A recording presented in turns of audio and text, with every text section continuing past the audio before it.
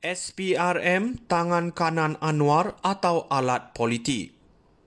Dalam satu temu bual terbaru, Latifah Koya bekas Ketua Pesuruhjaya SPRM memberikan pandangannya mengenai kesan politik terhadap operasi agensi anti rasuah itu di bawah kepimpinan Azam Baki.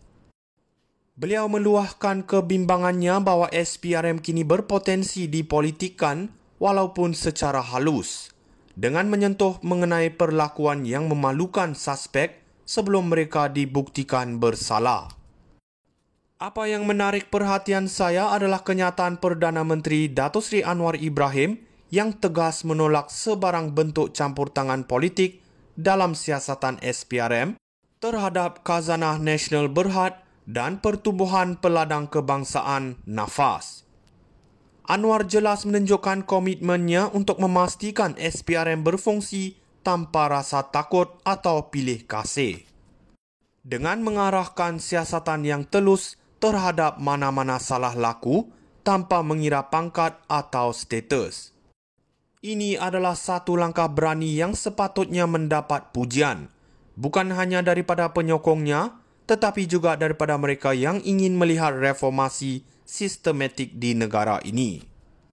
Kita harus menghargai usaha Anwar untuk memisahkan siasatan daripada politik, terutamanya ketika negara kita bergelut dengan isu rasuah yang telah berakar umbi.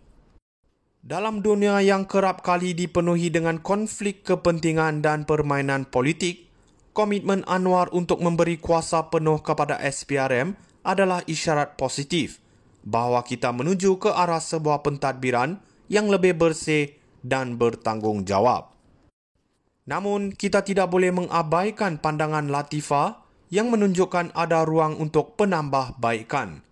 Kita perlu terus memantau SPRM agar mereka tidak jatuh ke dalam perangkap politik. SPRM tangan kanan Anwar atau alat politik. Dalam satu temu bual terbaru, Latifah Koya bekas Ketua Pesuruhjaya SPRM memberikan pandangannya mengenai kesan politik terhadap operasi agensi anti rasuah itu di bawah kepimpinan Azam Baki. Beliau meluahkan kebimbangannya bahawa SPRM kini berpotensi dipolitikkan walaupun secara halus, dengan menyentuh mengenai perlakuan yang memalukan suspek sebelum mereka dibuktikan bersalah.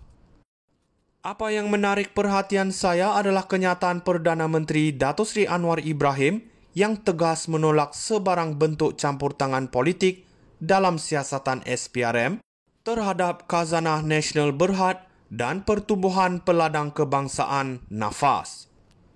Anwar jelas menunjukkan komitmennya untuk memastikan SPRM berfungsi tanpa rasa takut atau pilih kasih, dengan mengarahkan siasatan yang telus terhadap mana-mana salah laku tanpa mengira pangkat atau status.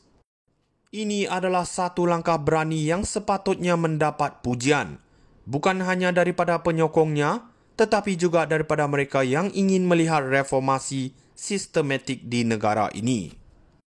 Kita harus menghargai usaha Anwar untuk memisahkan siasatan daripada politik, terutamanya ketika negara kita bergelut dengan isu rasuah yang telah berakar umbi. Dalam dunia yang kerap kali dipenuhi dengan konflik kepentingan dan permainan politik, komitmen Anwar untuk memberi kuasa penuh kepada SPRM adalah isyarat positif bahawa kita menuju ke arah sebuah pentadbiran yang lebih bersih dan bertanggungjawab. Namun, kita tidak boleh mengabaikan pandangan Latifah yang menunjukkan ada ruang untuk penambahbaikan. Kita perlu terus memantau SPRM agar mereka tidak jatuh ke dalam perangkap politik. SPRM tangan kanan Anwar atau alat politik. Dalam satu temu bual terbaru, Latifah Koya bekas Ketua Pesuruhjaya SPRM memberikan pandangannya mengenai kesan politik terhadap operasi agensi anti rasuah itu di bawah kepimpinan Azam Baki.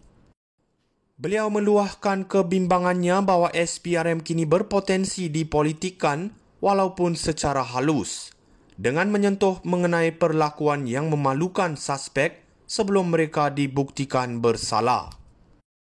Apa yang menarik perhatian saya adalah kenyataan Perdana Menteri Datuk Seri Anwar Ibrahim yang tegas menolak sebarang bentuk campur tangan politik dalam siasatan SPRM terhadap Khazanah Nasional Berhad dan Pertubuhan Peladang Kebangsaan NAFAS. Anwar jelas menunjukkan komitmennya untuk memastikan SPRM berfungsi tanpa rasa takut atau pilih kasih. Dengan mengarahkan siasatan yang telus terhadap mana-mana salah laku tanpa mengira pangkat atau status.